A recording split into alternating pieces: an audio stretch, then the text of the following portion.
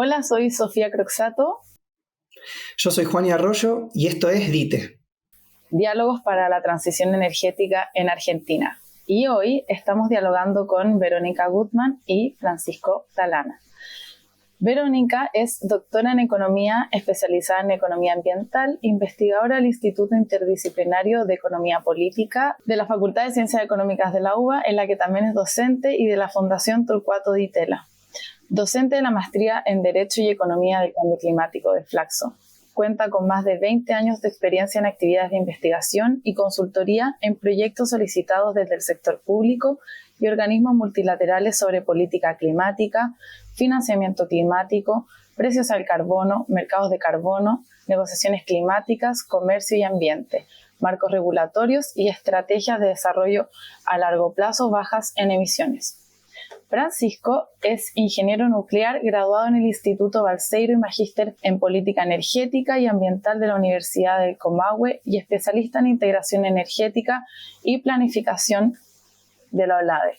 Profesor e investigador titular del Departamento de Energía de Fundación Bariloche.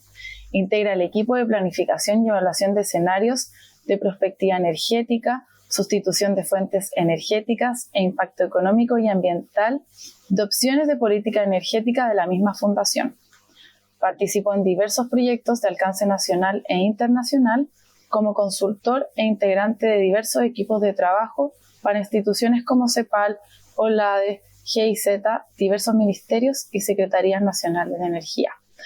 Bienvenida Verónica y Francisco, es realmente un placer estar hablando con ustedes.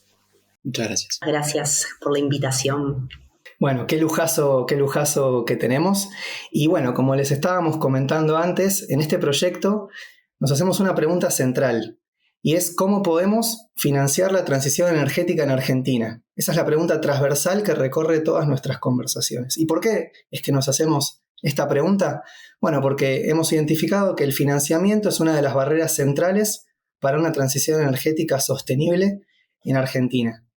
Y hoy quisiéramos profundizar y hacer doble clic en cómo luciría esa transición energética en Argentina durante las próximas décadas hacia el 2050 y cómo se relaciona con nuestra economía y con el ambiente. ¿Qué escenarios son posibles? ¿Cuáles serían los ideales? ¿Y qué políticas son importantes para planificar una transición energética que ya comenzó? Sofi. Exacto. Y bueno, tenemos un instrumento guía, ¿cierto?, que son los lineamientos al 2050 publicados por la Secretaría de Energía durante este año, que nos dicen que el sistema energético argentino en el futuro va a ser diferente al actual, ¿cierto? Se va a caracterizar por niveles de mayor participación de fuentes de energía baja en carbono y renovables, ¿verdad? Debería tener un uso más eficiente y racional de la energía, contar con redes más flexibles y descentralizadas, menores emisiones de gases de efecto invernadero, ¿verdad? Y una tendencia general hacia una mayor electrificación y descentralización de la generación y del uso de energía también. Entonces, nos gustaría preguntarle a ustedes, ¿qué implica que el sistema energético en Argentina tenga que cambiar de manera profunda, acelerada, y que este cambio estructural sea cierto tan radical? Adelante, Fran, te cedo la palabra. Bueno, gracias. Bueno, efectivamente implica una revolución, ¿no? Completamente. Esa visión 2050 es una visión que pretende alinearse con el Acuerdo de París. El Acuerdo de París es, resumido en pocas palabras, dejar de emitir y dejar de consumir combustibles fósiles. Eso implica un desafío enorme. Implica un desafío enorme no solo para un país como Argentina, con recursos naturales renovables importantes, sino para todos los países. Y está claro, y todos los modelos muestran eso. Yo, por ahí, por mi sesgo profesional y mi actividad, digamos, voy a hablar más de qué dicen un poco los modelos o cómo analizamos esa transición a partir de los modelos. Y muestran los modelos que eso va a implicar efectivamente un sobrecosto en la energía, un esfuerzo económico adicional sobre el sistema energético, y en particular muchos de los escenarios, dependiendo cuál es un poco la ambición en términos de velocidad, de sustitución, y bueno, y dependiendo de condiciones de financiamiento que en general en los modelos se traducen con evaluaciones vinculadas con las tasas de descuento de los proyectos, que están muy asociadas con el financiamiento, implicarán en muchos casos requerimientos de recursos provenientes del sistema económico hacia el sistema energético. El sistema energético convirtiéndose de alguna manera en un sumidero de recursos, cuando no tenemos que perder la visión que el sistema energético en muchos países, incluso en la Argentina durante algún tiempo, fue proveedor de recursos. Los recursos energéticos tienen una renta natural que es importante. Para muchos países esa renta natural fue muy importante, apalancando su desarrollo, y esta transición de alguna manera pone en jaque esa situación de la cual la Argentina, desde mi punto de vista, desde mi visión, todavía podría aprovechar como un potenciador del desarrollo. Si quieren, en un rato podemos profundizar en eso. No quiero monopolizar, quiero también darle la palabra a Vero, pero efectivamente los requerimientos necesarios para cumplir con el Acuerdo de París son enormes. En síntesis, lo que hay que hacer es dejar de usar los combustibles fósiles, y la electrificación obviamente es la solución a esa situación. Y luego, dentro de esa electrificación y dentro de las opciones de la demanda final, hay como matices, pero bueno, es claramente una revolución, un desafío por delante inmenso. Y yo sumo a esto que dice Fran, el desafío económico, pero en materia, o sea, imaginémonos, supongamos que en 2050 no hay petróleo y no hay gas, pero de verdad. Bueno, ¿qué hacemos? ¿Qué hace un país como la Argentina, que si bien no somos un país petrolero, no somos Emiratos Árabes, pero bueno, el sector petrolero y gasífero en Argentina es importante en términos de PBI, en términos de empleo, en términos tributarios, los impuestos que pagan a nivel nacional, a nivel provincial, las regalías hidrocarburíferas, y no solamente en lo que tiene que ver con el sector en sí, sino en toda la cadena de valor, proveedores nacionales de la cadena de valor petrolera y gasífera. Entonces, la gran pregunta es, ¿qué pasa con la transición económica en paralelo que tiene que darse para que la propia necesidad económica de supervivencia de provincias, de ingresos provinciales, de ingresos nacionales, de empleo, no se lleve puesta las necesidades de transición? O sea, lamentablemente no se habla tanto a nivel global de la transición económica. ¿Qué vamos a hacer y qué van a hacer los países que dependen mucho más de los hidrocarburos como nosotros? Uno ve los resultados de las negociaciones y cuando se mete a analizar el PBI, o sea, lo que representa la industria hidrocarburífera en los principales, bueno, ni hablar, países de la OPEP, entiende por qué se está demorando tanto el cambio. Entonces, la gran pregunta, me parece, que subyace detrás de todo esto es: ¿qué otras formas de generar valor? O sea, ¿qué otra cosa podemos hacer los países? ¿Qué otras cosas podemos producir? Pero no solamente a nivel energético, digo, a nivel económico. Toda la gente que salga del sistema de empleo y de producción económica hidrocarburífera, ¿qué vamos a hacer? Y de aquí a 20 años, imaginemos un mundo más poblado, con mayor proporción de seres humanos a nivel mundial, como población económicamente activa. ¿De qué vamos a trabajar? Esto abre interrogantes muy importantes. Aparte, pensemos que de aquí dentro de 20 años va a haber un mundo más tecnificado, con inteligencia artificial reemplazando puestos de trabajo, y ya no solo de baja calificación.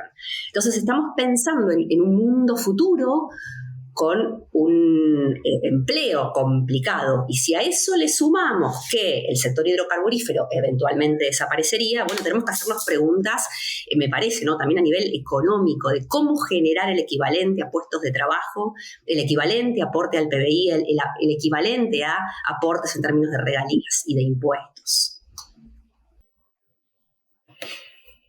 Y me parece central algo que han dicho, digamos, esta distinción de que este proceso global no le pega igual a todo país según sus contextos geopolítico, social, económico. Esto es un poco lo que hablábamos en la primera conversación con Ignacio Sabatella, donde podemos identificar como grandes rasgos, no es lo mismo la narrativa que tiene un país central que domina la tecnología necesaria para la transición que un país periférico, que un país periférico incluso productor de hidrocarburos. Digo, los desafíos son distintos para cada grupo de países, ¿no? Y en este sentido me parece interesante profundizar en este vínculo entre descarbonización y desarrollo socioeconómico, ¿no? ¿Cómo se vincula el desarrollo socioeconómico con la descarbonización y cómo varía este vínculo según el contexto de cada país? Sí, completamente, y yo te lo extendería un poquito más. En muchos países de desarrollo intermedio, como el caso de Argentina, la realidad es muy distinta según los estratos socioeconómicos, según las regiones, según la actividad productiva. Nosotros, digamos, traduciendo el Acuerdo de París a números, significaría que de acá al 2050 las emisiones per cápita energéticas tendrían que estar rondando las 0 toneladas por habitante. Ahora el mundo está en el orden de entre 6 y 7 aproximadamente, energéticas únicamente. Nosotros en nuestro país estamos en alrededor de 4, entre 3,5 y 4. Pero claro, esas 3,5 o 4 toneladas per cápita son muy distintas según de qué habitante estemos hablando. Ese es el promedio nacional y en realidad la huella de carbono o mis toneladas per cápita, si nuestra clase media y media alta probablemente esté en 10 o 12, un número bastante parecido al de Europa o al de países desarrollados, mientras que tenemos en ese promedio con ciudadanos que están en 1 tonelada per cápita y nos ayudan, entre comillas, a mantener esas 3,5 toneladas. Entonces, esa realidad que es distinta en los distintos países también es distinta al interior de los países, y ahí también me parece que hay una clave para el desarrollo de las políticas, porque efectivamente nosotros requerimos negociaciones para que el tránsito, digamos, en esa transición energética, el desarrollo, la velocidad de esa transición energética sea diferenciada relativa a los países desarrollados, pero también necesitamos, me parece a mí, mi punto de vista es que necesitamos demostrar que internamente hacemos un proceso equivalente. No es lo mismo lo que tenemos que pedirle a distintos ciudadanos y no son iguales las estrategias.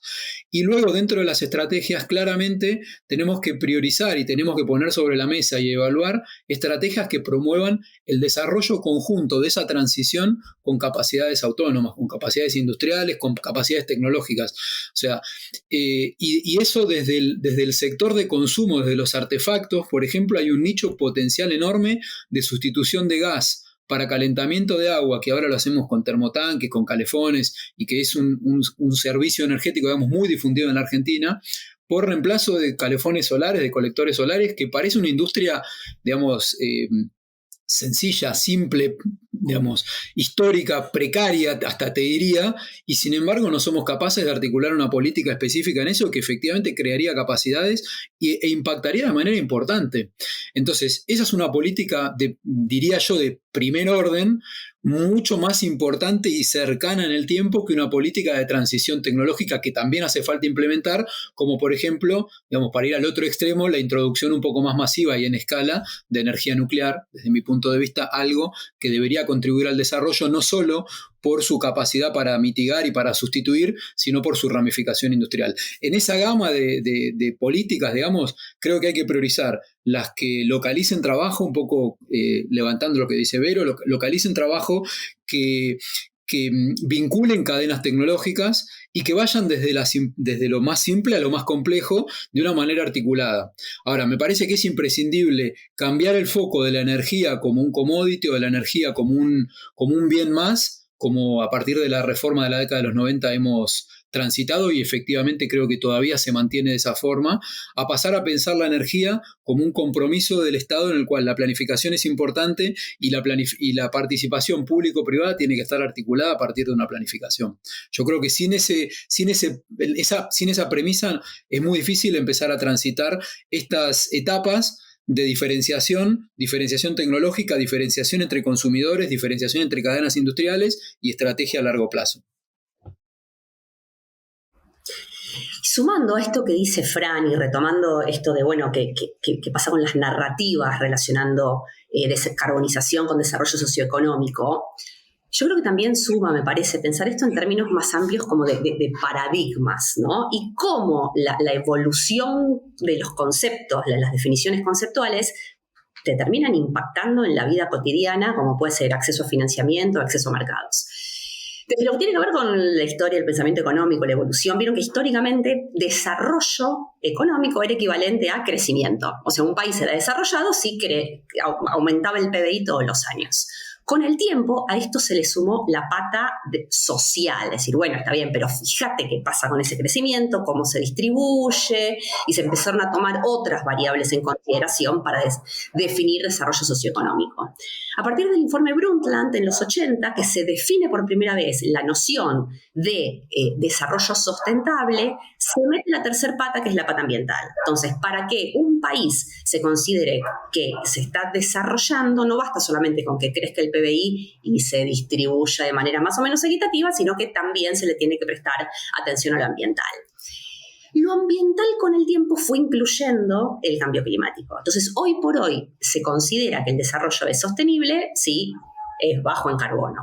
Y esa conceptualización, ese paradigma de que hoy el desarrollo, para que un país sea desarrollado, tiene que ser verde, se te mete por la ventana cuando tenés que ir a pedir financiamiento internacional, cuando querés acceder a mercados, o sea, las nuevas restricciones de la Unión Europea, de que los productos tienen que ser libres de deforestación, de que se introduce un mecanismo de ajuste en frontera por carbono, o sea, que te empiezan a medir los productos que exportamos en función de la huella de carbono.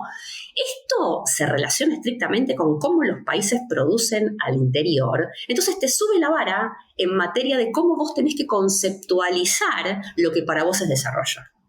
Entonces, si Argentina solamente ahora su prioridad puede ser aumentar el PBI y mejorar el ingreso promedio, es perfecto, pero no podés descuidar la pata ambiental porque no le vas a poder vender productos a nadie y nadie nos va a prestar plata. Porque cada vez más, hasta hace un tiempo uno decía, no, bueno, porque si uno presenta proyectos ambientales o si uno hace las cosas bien en materia ambiental, tenés beneficios en términos de tasa, te conviene ser verde. Pero ahora eso no es que solamente te conviene y tenés mejores condiciones de acceso. Es lo contrario, directamente no accedes a mercados financieros si no cumplís con determinadas salvaguardas ambientales. Entonces, entender profundamente que lo que actualmente se entiende como desarrollo económico tiene implícita la noción de descarbonización, te allana el camino para comprender por qué tenés que cambiar tu modo de producir o prestarle más atención a la manera en que producís, porque si no, no le vamos a vender nada a nadie y yo diría, nadie nos va a prestar plata, digamos. Bueno, nos van a prestar todavía menos plata de lo poquísimo que hoy podemos tener posibilidades de que nos presten. Sí, creo que hay un poco de zanahoria, ¿no? En la vara esa que en los dibujitos animados le ponen a los caballos o a los burros que tiran un carro. Me parece que siempre estamos un poco atrás de lo que hace falta para poder tener mercado de exportación, para poder tener acceso a financiamiento a tasas convenientes. Y es como que y cada vez hay nuevas regulaciones, nuevas excusas, y en realidad cada quien está protegiendo sus conveniencias, sus intenciones, sus mercados, sus industrias, etcétera, etcétera. A mí me parece que no tenemos que dejar de lado el potencial remanente que todavía tiene el sector energético, en particular el sector gasífero en Argentina, para generar renta y que esa renta se convierta en un dinamizador de la transición interna, de la transición puertas adentro, pero también del desarrollo económico. Y del desarrollo económico eligiendo de manera adecuada e invirtiendo en el lugar adecuado, en las cadenas que son multiplicadoras. Yo creo que la cadena nuclear en parte es una gran elección, a pesar de que la energía nuclear tiene la desventaja que efectivamente el costo por megavatio hora es el más caro de los costos por megavatio hora que hay para mitigar, pero hay una serie, digamos, de concatenaciones industriales productivas que minimizan un poco, que disminuyen un poco ese efecto negativo, pero también invertir en la cadena eólica y en la cadena hidroeléctrica. Creo que ese paquete eólico, hidroeléctrico, nuclear es un paquete en el cual Argentina tiene muy buenos recursos naturales, tiene especialización y tiene tecnología madura, conocida, todavía profesionales muy capacitados en el área, y me parece que si eso no surge de un financiamiento endógeno que tiene que venir del propio sistema energético, pensando el sistema energético como generador de esos recursos, y generador de esos recursos significa no brindarlos, digamos, a empresas que hacen de la comercialización y la producción de la energía una rentabilidad privada, sino que apropiar esa rentabilidad que efectivamente todavía tiene la producción de hidrocarburos y todavía tiene la distribución y todavía tienen cadenas energéticas que son monopolios y que nuestros consumidores, digamos, generan rentabilidad para esas empresas operadoras, y eso hay que endogeneizarlo. A mí me parece que la clave viene por ahí, y me parece que haciendo una buena letra en esa transición interna, yo creo que hay posibilidades de conseguir financiamiento a buenas tasas o, digamos, proporcionando algunas oportunidades de inversión específicas, por ejemplo, producción de hidrógeno verde para convertir en amoníaco para luego exportar en Europa, con algún con algún contrato, con algún acuerdo en particular, alguna empresa interesada en Europa, que de ahí surjan regalías como para incrementar este proceso. Pero este proceso me parece que lo tenemos que liderar nosotros. Yo creo que no va a ser un proceso que va a surgir de financiamiento internacional y que esa zanahoria que está ahí adelante siempre se corre un poquito más, porque a medida que avanzamos un poquito la zanahoria se corre un poquito, y me parece que terminamos estancados, y el origen de ese estancamiento me parece que tuvo que ver con del estancamiento energético en general, ahora con la dificultad adicional de la transición. Me parece que tuvo que ver con el cambio de concepto, el cambio de paradigma, tomando esta idea, digamos, que plantea Vero, que la plantea en otro ámbito, pero me parece que hubo un cambio de paradigma muy importante en relación a lo energético en los 90, del cual no estamos recuperados, y que nos dejó en una situación mucho peor para afrontar el desafío de la transición energética y poder cumplir con estos requisitos de exportación, con estos requisitos de alineación internacional que son cada vez más exigentes. Bueno, y uniendo esto con lo que hablábamos antes, perdón, ¿no? Entender, quizás para ponerlo como titular, ¿no? Cómo la transición energética termina siendo también una necesidad comercial. Y bajémoslo bien a la práctica. Supongamos que somos una empresa de punta, incluso una pyme que está exportando y que te empiezan a evaluar a toda la cadena de proveedores en función de la huella de carbono. Vos, dentro de cómo producís el producto que exportás, sea lo que sea, tenés que decir, bueno, cuánta electricidad consumís para fabricar tu producto. Y ahí entra el factor de emisión de la red. Entonces, un país como Argentina, que tiene electricidad producida en un porcentaje considerable en base a centrales termoeléctricas, pierde, por poner un nombre, competitividad climática versus al mismo productor que fabrica exactamente el mismo producto, por ejemplo, en un país de al lado, en Brasil, que tiene más hidro, en Uruguay, que tiene más renovable. Entonces, de esta manera, por más que un empresario privado individual haga todo bien, el país en donde esté radicado, la matriz energética del país donde produzca, le mete un diferencial en términos de cuán competitivo es, porque te están mirando desde afuera una variable clave que es el factor de emisión de la red. Entonces, vos tenés la presión del sector privado desde una perspectiva totalmente comercial para limpiar la matriz. Porque si no, ¿qué pasa? Obligás a ese empresario privado a que tenga mayores costos para montar un sistema autónomo de generación independiente basado en renovables. Pero entonces, para entender, ¿verdad?, el factor de emisión de la red pasa a ser un punto fundamental en la estimación de huellas de carbono de productos individuales que cada vez más te pide el sistema de comercio global.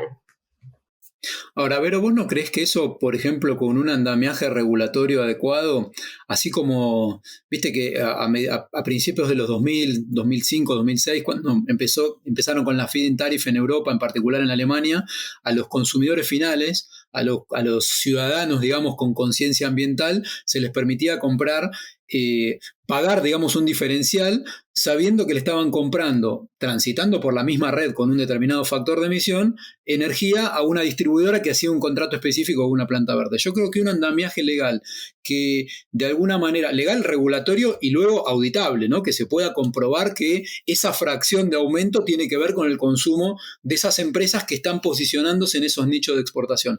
Porque efectivamente hacer esa transición con la velocidad que requerirían el 10%, 5% de empresas exportadoras que aspiran a ese mercado, también le pone un condicionante al resto de los consumidores que quizás ven un impacto en su costo medio de la electricidad y en realidad en su pobreza energética es mucho más grave que la pérdida del mercado de exportación. Entonces creo que hay que tratar de pensar en mecanismos inteligentes y a cada quien, y esto es un poco lo que decía hace un ratito al respecto de dividir un poco los requerimientos, las situaciones, las realidades de los distintos consumidores. Y me parece que es importante que, si bien como estrategia política, usar gas natural en los próximos 10 años de una manera en la cual el costo de capital sea bajo, porque también tenemos ese otro punto, podría ser una tarifa eléctrica muy baja y aliviar la pobreza energética, quizás simultáneamente tenemos que pensar algún esquema regulatorio que le permita demostrar a la empresa pyme exportadora que en realidad la fracción de aumento de renovabilidad está asociada a su demanda y a su conciencia en su producción. Y me parece que ese compromiso es un compromiso típico europeo. Los europeos me parece que hacen todo el tiempo este tipo de cosas y me parece que tenemos que animarnos de alguna manera a plantear la discusión en esos términos. términos, porque estas velocidades diferenciadas que necesitan nuestros distintos segmentos sociales están también traccionadas por las consecuencias en costos y las consecuencias en oportunidad de aprovechamiento de recursos que nuestro país puede brindar o puede utilizar más que puede brindar. Sí, comparto, Fran. Creo que es un buen camino para explorar.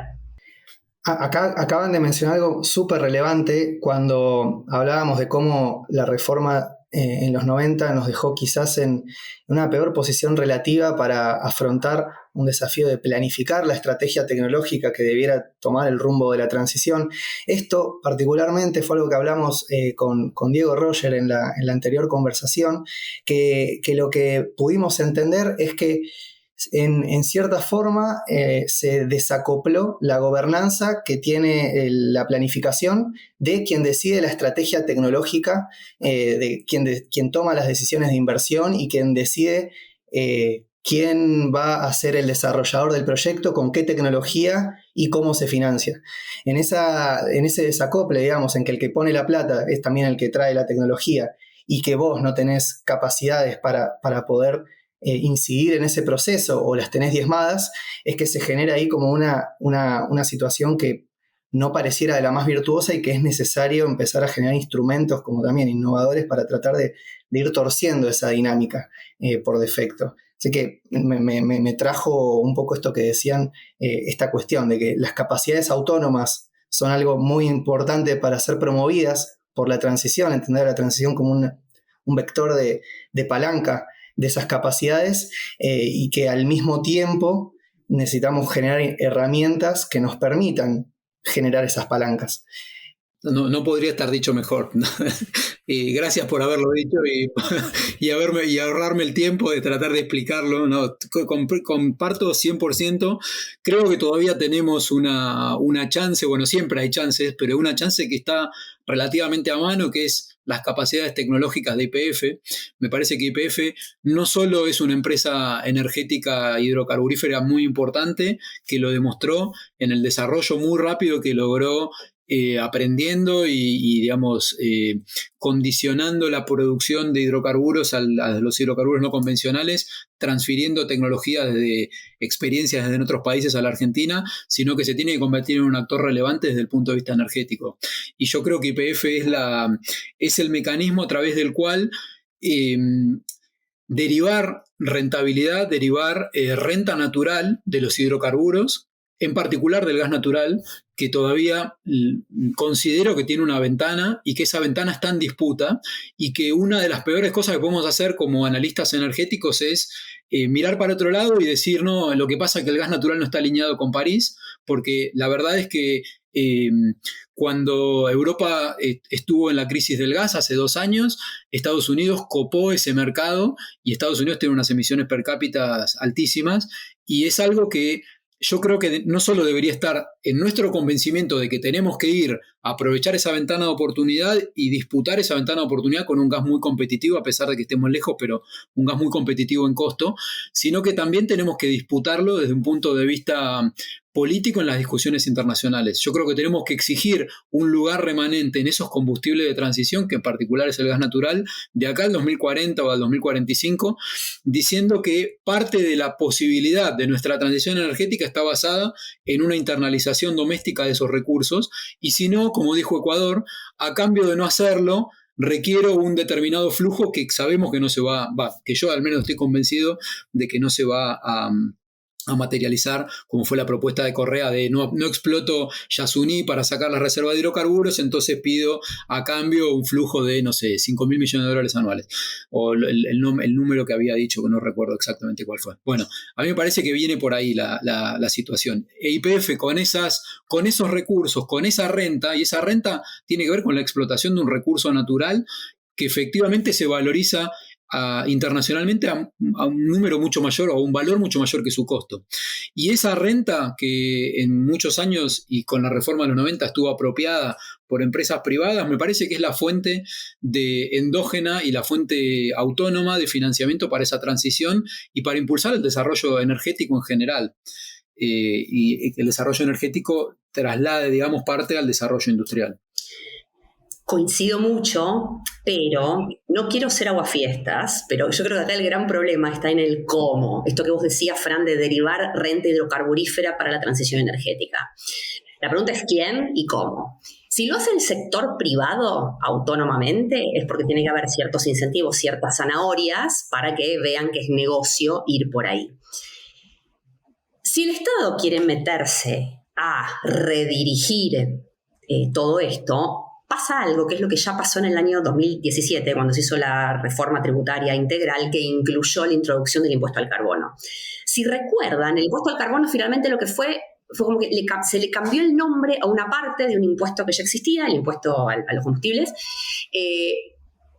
para que no hubiera un salto inflacionario muy grande. Recordemos, bueno, ahora lo estamos viendo, ¿no? Te aumenta el precio de los energéticos, se te descompagina toda la macro porque te incluye hasta el precio del flete, te aumenta el pan, o sea, hay toda una cadena de precios. Pero ahí el proyecto de ley, originalmente lo que decía, era que parte de lo recaudado por el impuesto al carbono iba a ser destinado a la transición energética. Era una palabra, un concepto amplio, pero la idea iba por ahí. O sea, el espíritu mismo de introducir un impuesto al carbono era decir, vamos a ver cuánto carbono emite cada uno de los combustibles fósiles utilizados en la economía, entonces con ese pedacito que se extrae financiamos la transición energética, infraestructura. ¿Y qué es lo que pasó? Bueno, primero no pasó la discusión parlamentaria porque justamente el sector petrolero primero dijo, bueno, mira que acaban de estar comprometidas inversiones en vaca muerta, entonces ¿qué pasó? El gas quedó exento del pago de ese impuesto. Y en segundo lugar, las provincias dijeron, esto no va a tener asignación específica, sino que lo van a participar entre todos. Resultado final, no se pudo. Entonces digo, con este antecedente bastante cercano que exactamente tuvo esta intención que estamos charlando, yo digo, bueno, volvemos a lo que vos, Juani, planteabas recién. ¿Qué pasa con la gobernanza? O sea, ¿qué pasa con los que pierden, ¿no? Porque también me parece que esto es como muy importante, no mirar la realidad en términos de buenos y malos, los que están a favor y en contra, sino también lo que retomábamos al principio, hay una necesidad de supervivencia. El propio sector petrolero, bueno, tiene que pagar los sueldos que paga, tiene que mantenerse en el mercado. Entonces digo, eso me parece que hay que entender también, ¿no? ¿Quiénes son los que pierden al introducirse determinadas políticas para comprender por qué no se avanza en esta dirección? Pero a mí me preocupa mucho el cómo. Me deja pensando respecto a...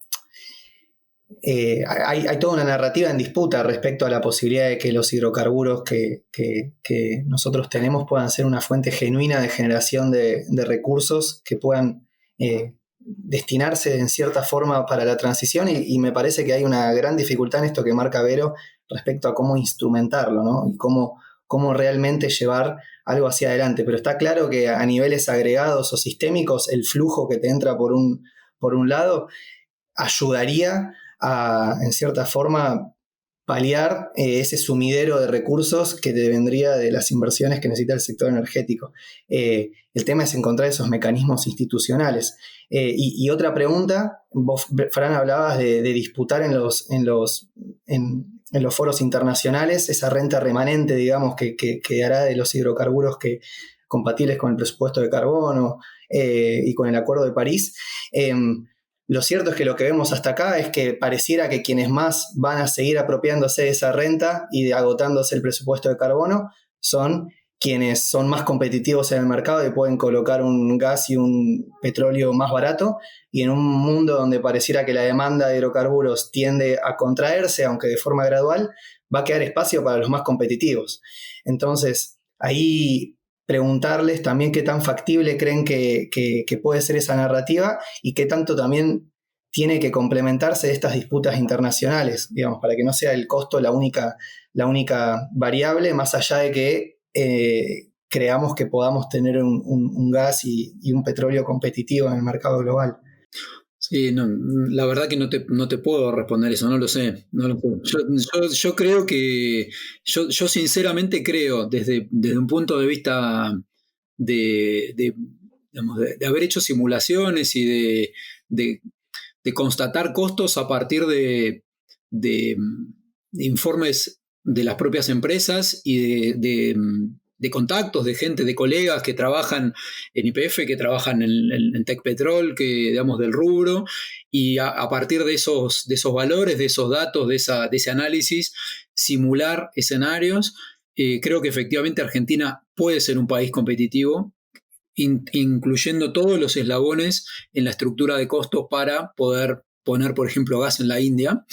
Y me parece que ahí hay ya una decisión, uno puede hacer todos los cálculos y puede también en todos los foros argumentar por qué sería justo que uno dispute ese mercado, pero ese mercado solo lo va a poder disputar, yo creo, si tiene un costo competitivo y si tiene un producto que el que lo va a comprar, lavándose las culpas, cada uno con sus argumentos, nosotros lavándonos las culpas de que somos un país con un desarrollo intermedio y que requerimos ingresos para poder transitar a ese desarrollo socioeconómico y también esa transición energética. Los países que compran diciendo yo tengo que aliviar mi pobreza energética y la verdad que es mejor consumir gas que consumir carbón y lo puedo hacer de una forma que es aceptable para mi macroeconomía, para los ingresos de mi población, etc. Cada uno con sus argumentos, pero me parece que se disputa desde el punto de vista de los costos.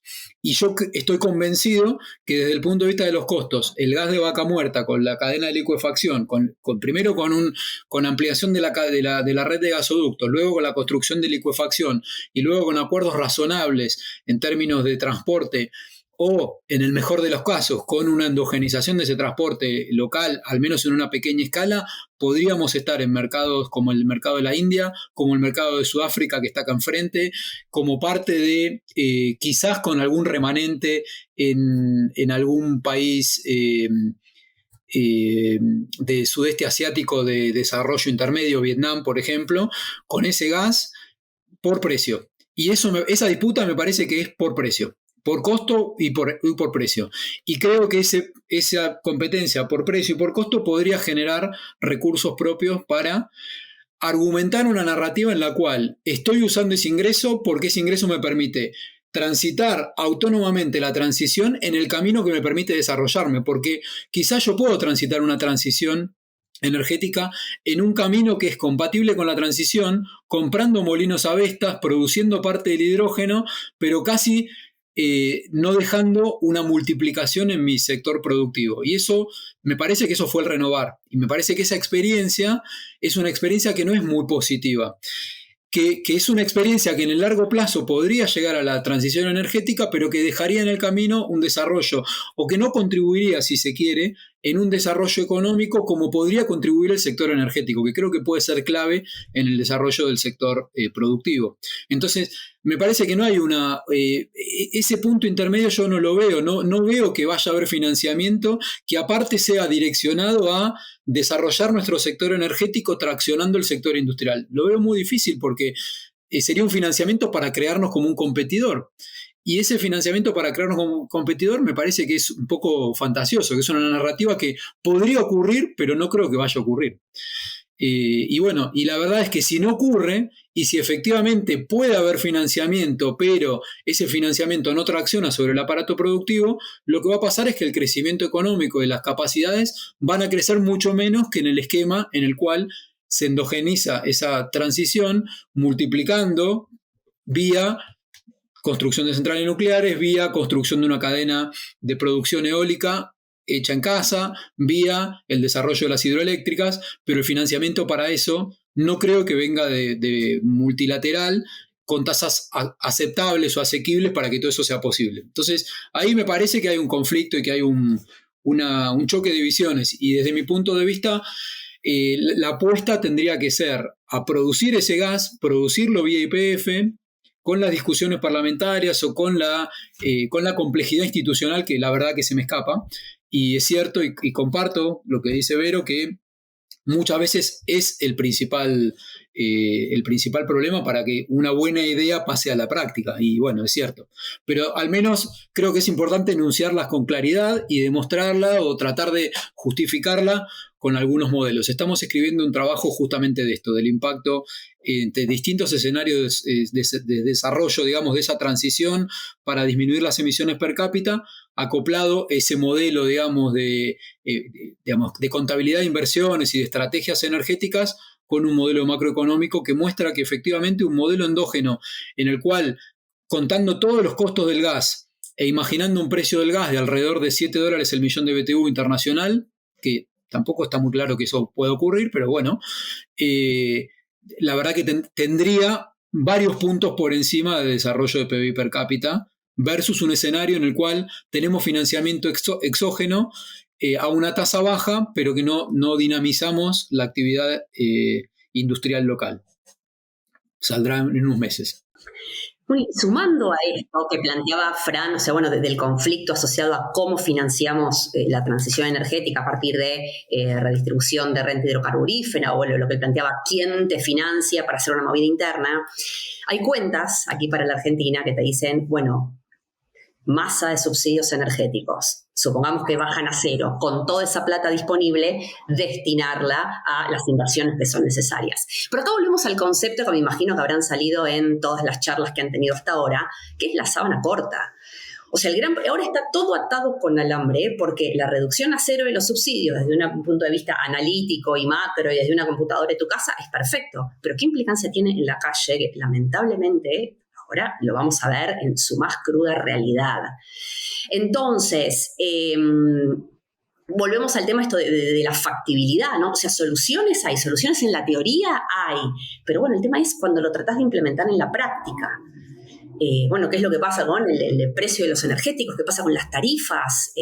¿Quién puede pagarlo? Pero bueno, es un sinceramiento el vector de precios en el sistema energético mundial y en el sistema energético argentino en particular, te pone de manifiesto esto. Bueno, que hay salidas, hay posibilidades, pero bueno, todo tiene un costo social, un impacto en precios, un impacto en tarifas que es muy complicado de transitar. Pero eso, ¿no? Que quería como traer a la mesa no solamente esta idea de, bueno, que aprovechar recursos hidrocarburíferos para generar recursos, sino también mirar el tema de los subsidios, tema histórico aquí en el país, pero bueno, entender también que quita, y otra cosa más, con la bomba de necesidades que tiene la Argentina en este momento, volvemos al paralelo de lo que fue la discusión parlamentaria con respecto a qué hacer con lo que recaudás con el impuesto al carbono.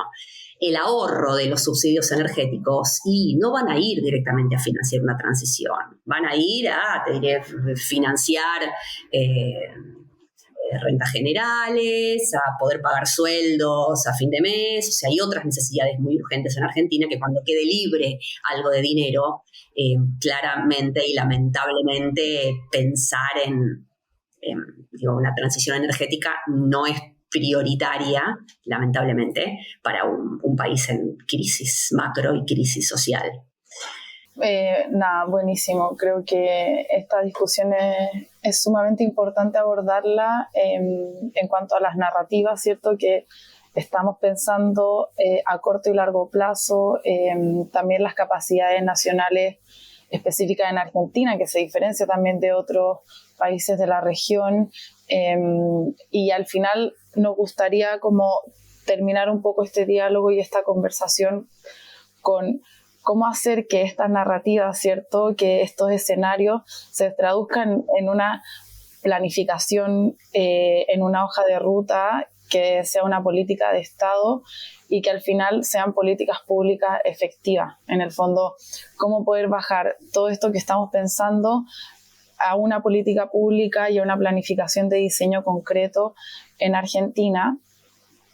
Quiero que se queden como con esa pregunta, y también en estas conversaciones y en estos diálogos queremos encontrar y buscar consensos mínimos entre los actores que están abordando estos temas. Entonces quiero que también piensen y se puedan imaginar cuáles creen que deben ser esos consensos básicos sobre los cuales poder diseñar una política de Estado alrededor de la transición energética sostenible en Argentina, y cómo los podemos alcanzar para ya ir cerrando estos últimos 10 minutos de conversación. Bueno, primero creo que el rol de la planificación y el rol de la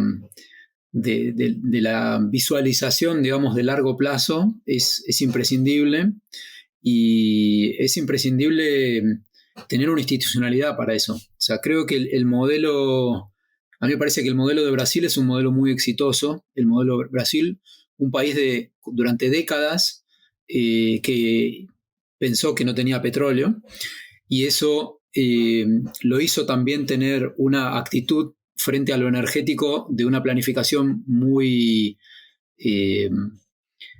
estricta, si se quiere, o con una previsión muy estricta, porque sabemos que el engranaje energético lubrica la producción, etcétera, todo eso que no vamos a repetir, y a producir planes, digamos, como el plan de biocombustibles o el plan de alcohol, digamos, de alconafta, ¿no? En la década de los 70 y los 80, que eso, fíjense que fue el preámbulo para lograr tener una empresa pública lo suficientemente fuerte como para encontrar petróleo y convertirse ahora en uno de los países que va a entrar a la OPEP. Una de las noticias que esta cumbre climática que acaba de terminar nos dejó a todos con los ojos abiertos, como que Brasil se muestra como el impulsor de la transición energética y un gran ejemplo, porque efectivamente tiene unas emisiones per cápita muy bajas, pero va a ingresar a la OPEP como miembro, no sé, no como categoría plena, pero es algo, y está haciendo mientras tanto un acuerdo con la empresa de Emiratos Árabes, petrolera de Emiratos Árabes. Bueno, pero el ejemplo venía por la planificación. Brasil tiene, y creo que sería imprescindible tener, como tiene Brasil, lo que se denomina la empresa de pesquisa energética, que es una empresa pública que se dedica a la visualización del futuro energético y que presenta un documento y una propuesta para ser aprobada en el Congreso, y esa propuesta para ser aprobada en el Congreso traza el lineamiento energético de los próximos 10 años, mostrando también un horizonte de más largo plazo con los objetivos de las políticas que se están persiguiendo. Eso ahora en nuestro país lo hace la Secretaría de Energía, mientras que resuelve todas las cuestiones operativas que ocurren en la diaria, digamos, de la energía y de la política energética, más que de la política, de la coordinación energética. Bueno, me parece que el primer paso sería ese. Si no tenemos una institucionalidad de planificación, va a ser difícil poder presentar un plan que sea un plan que se discuta luego para lograr un consenso político. Para lograr un consenso político hace falta un plan que sea un plan muy profundo, con mucho detalle, con muchas aristas, con una discusión completa, y me parece que el primer paso es tener una institucionalidad que pueda producir eso. Y el segundo paso es lograr un consenso de que eso es el camino deseado. Y ahí volvemos, si quieren, a esto que hablábamos de los 90, que la verdad es que si el sector energético lo pensamos como un sector desregulado de la economía, en el cual se produce un bien casi como cualquier otro y hay competencia entre empresas, y bueno, parece difícil que en ese contexto, sin una entidad de planificación y sin una normativa vinculada con un sector estratégico, podamos tener una visión de largo plazo. Me parece que es un grave problema que deberíamos enfrentar y tratar de modificar. ¿Cómo se hace? No lo sé. La verdad que no lo sé. Bueno, para sumar esto que plantea Fran, yo creo que para pensar una planificación hay 3 grandes preguntas lineales que hay que hacerse. Primero, ¿qué hay que hacer? Segundo, ¿cuánto sale? Y tercero, ¿cómo lo financiamos? Yo creo que el gran problema que tenemos acá es que no hay un consenso básico con respecto a qué hay que hacer. La verdad es que hay una grieta. Aquí, bueno, gran parte de la política y de la sociedad civil y de los técnicos piensan que el camino sigue siendo vaca muerta y el gas natural. Está bien como combustible de transición, pero ya Argentina, al ser un país gasificado, tiene que ir un paso más allá. Entonces uno dice, bueno, ¿cómo hizo Uruguay, por ejemplo? Bueno, hay voluntad política, pero voluntad política que parte de un consenso básico sobre hay que ir hacia un 100% renovables. Aquí incluso todos los análisis técnicos o incluso renovables, bueno, vos, Fran, antes planteabas la cuestión de energía nuclear. Muchos te dicen no hay futuro energético sin energía nuclear. Esto da para otro podcast, para discutir muchísimo tiempo. O sea, ¿qué pasa con la energía nuclear como futuro energético mundial? ¿Está bien? ¿Está mal? Nos olvidamos de cualquier uso bélico que se le pueda dar al enriquecimiento del uranio. Supongamos que todo funciona bien, que todos somos buenos en el planeta y que la energía nuclear efectivamente se usa solo para generar electricidad. Bueno, ¿qué hacemos en un mundo donde tenés cada vez más eventos climáticos extremos? Bueno, Chernobyl fue un accidente, pero Fukushima estaba preparado para un tsunami para olas de 5 metros. Las olas fueron de 13. Pero bueno, ahí está. Gracias, Fran. No, pero estoy pero no como diciendo. Vino una de 15 o de 14, sí, fue increíble, sí.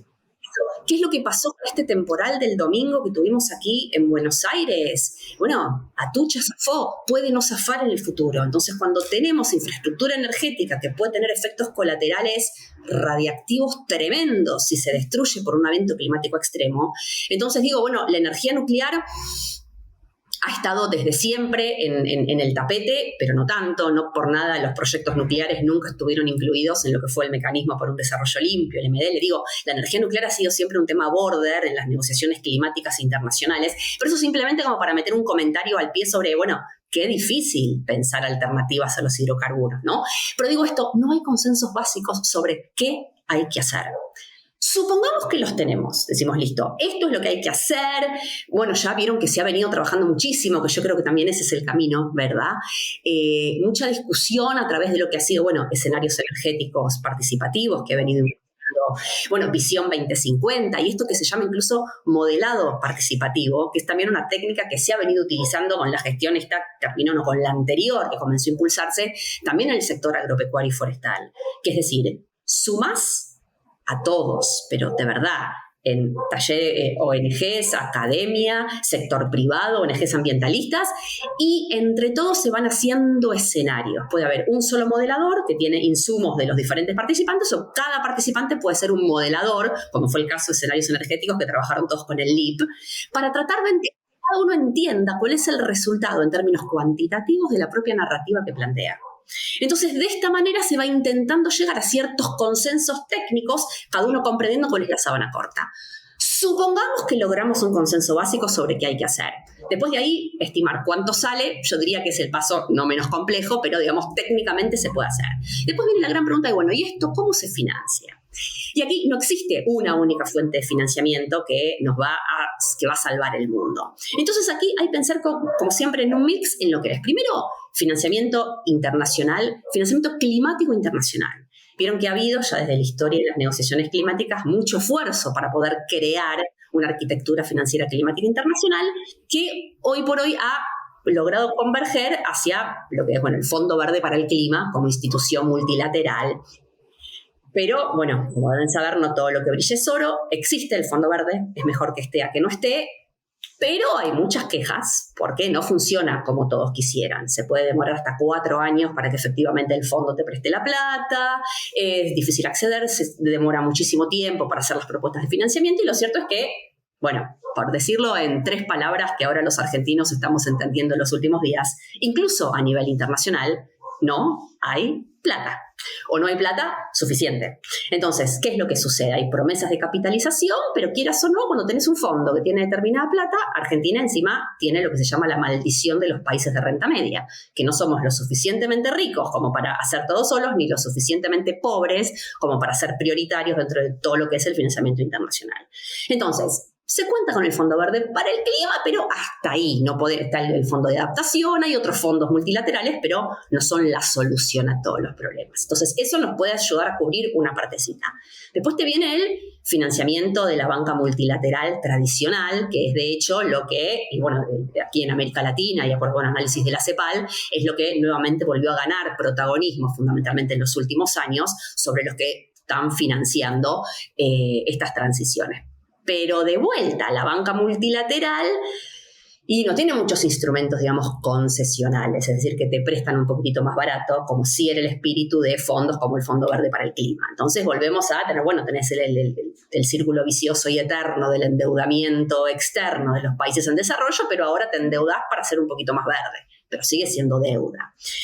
Después tenés el financiamiento doméstico. Bueno, muchos países de la región, bueno, Brasil, Colombia, han tenido mucho apalancamiento de lo que es la Banca Nacional de Desarrollo, que nosotros lo destruimos en los años 90. Ahora tenemos a nuestro vice que intenta cumplir ese rol, pero bueno, también poder tener bancos nacionales que entiendan, que tengan el mandato de que no sea la rentabilidad la principal variable que guía los criterios de otorgamiento de créditos, pero bueno, como para poder redirigir financiamiento internacional, Banca Nacional de Desarrollo que se capitalice con financiamiento internacional para de esta manera ir, aparte tenés el descalce de monedas, te prestan en dólares, pero vos aquí al sector privado, que es el que tiene que reconvertirse, el que tiene que poner el panel solar, el que tiene que hacer una auditoría energética para ver si el aire acondicionado no se le escapa por debajo de la puerta y de esta manera poder lograr mayor eficiencia energética, eso, bueno, hay que pagarlo en pesos. Entonces, ese descalce en cómo le prestás al nacional mientras vos te estás endeudando en dólares en un país con una macro inestable, como todos conocemos, es un problemón. Y después te viene la siguiente pata que tiene que ver, bueno, con presupuestos nacionales. ¿Qué haces y a dónde dirigís los impuestos que cobrás? ¿Y en qué gastás? O sea, ¿cómo reorientás partidas presupuestarias que hoy te existen? Por eso, a nivel internacional está tomando cada vez más énfasis esto que se llama etiquetado del presupuesto, lo que se lo escuchaba en inglés, el climate tagging, que es para tratar de entender primero presupuestariamente cuánto de todo lo que gastás puede decirse que se gasta en algo relacionado con el cambio climático. Y bueno, y de ahí ir viendo lo que decíamos recién, vos tenés partidas proclimáticas y partidas anticlimáticas, que vos tengas toda una partida gigantesca que son subsidios energéticos que te subsidian los fósiles y bueno, claramente te restan. Es decir, bueno, primero identificar qué de lo que hoy estás gastando como país te está generando un incentivo perverso que podría redirigirse. Y segundo, analizar, bueno, cuáles son las consecuencias sociales y macro de eliminarlo, de hacer esta reasignación presupuestaria, ¿no? Pero entonces, bueno, en síntesis, me parece que el consenso básico que todavía no alcanzamos es qué es lo que hay que hacer estrictamente. Eso bajarlo a términos modelísticos, que aquí tenemos un experto en la mesa, de decir, bueno, lo metemos en un modelo, tratamos de entender cuánto es solar, cuánto es geotérmica, cuánto sale, y después al salir a buscar financiamiento, entender que la solución mágica de afuera no va a venir, o va a venir una partecita, pero no va a venir totalmente en la manera, en los montos en que los necesitamos, y bueno, todo el tiempo intentar tironear de esta sábana corta para decir, bueno, ¿para qué o cuánta urgencia tenemos en hacer esta transición energética, comprendiendo profundamente que hay un círculo? No te prestan si no sos un poco más verde, no generas divisas si no sos un poco más verde, pero a su vez, cuando queda un poco de plata disponible, ¿cuál es todo el listado de necesidades que tiene la Argentina? Y tampoco hay consenso en cuáles son las prioridades del país. La prioridad es social, la prioridad es ambiental, cómo se compatibilizan todas esas, la prioridad es educativa. La respuesta es sí, todas son prioridades, pero ese es el gran problema, pero me parece que tienen las sociedades contemporáneas, ¿verdad? Que, bueno, ¿qué va primero? ¿Qué piezas movés primero? ¿A quién salvás primero? Y creo que esto ya es un dilema hasta filosófico, porque si le preguntas a cada uno de los habitantes de la Argentina, cada uno va a tener una respuesta distinta. A cada uno de los habitantes del mundo, y cada uno va a tener una respuesta distinta. No sé si sumé yo estoy extasiado, muchas ganas de seguirla, la verdad. Tenemos ganas de seguirla y bueno, un poco sabemos que tenemos que terminar. Estamos muy, muy contentos de haber tenido esta conversación, mucha tela para seguir cortando, pero la verdad es que creemos que fue una especie de síntesis de todo lo que se vino hablando en cada una de las conversaciones anteriores. Se pudo condensar y sintetizar acá y me parece que salió muy bien. Algo que me quedo como aprendizaje, como idea para seguir trabajando es que no va a haber descarbonización virtuosa sin un cambio estructural en Argentina. Es decir, si Argentina no logra resolver sus tensiones estructurales, va a ser difícil que nuestra descarbonización promueva el desarrollo. Dicho de otra manera, que seamos capaces de resolver estas tensiones, estos dilemas, ponernos de acuerdo, también va a ser lo que va a habilitar un sendero de descarbonización virtuosa que promueva un cambio estructural y que haga que también el sector energético sea una palanca para que todo eso tenga un sentido un poco más virtuoso. Sofi, si querés compartir algo y cerramos, y yo estoy agradecido. Sí, primero agradecerles, Vero y Fran, por su tiempo, por esta conversación. Agregar a lo que dice Juan, y algo que hemos estado explorando bastante en este proyecto, y es que todos nos tenemos que sentar a la mesa.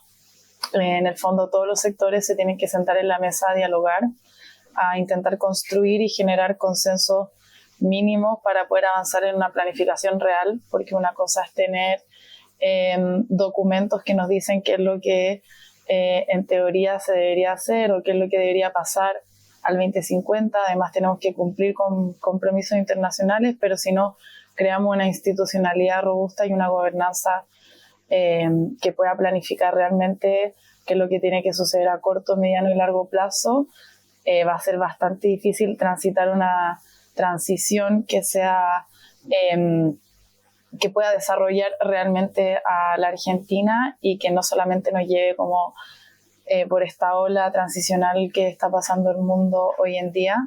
Así que me quedo con eso. Muchas gracias por haber venido a este diálogo con Dite. Gracias a ustedes por la invitación y bueno, felicitaciones por esto que están promoviendo y empujando, que es clave para poder seguir conversando en este país. Así es parte del diálogo. Es sentarse en la mesa, empieza dialogando. Sin diálogo no queda más nada, es lo primero. Y muchas gracias, realmente las publicaciones que ya están disponibles las vi, me parecieron sumamente interesantes. Espero ansioso las próximas. Gracias. Buenísimo, muchas gracias.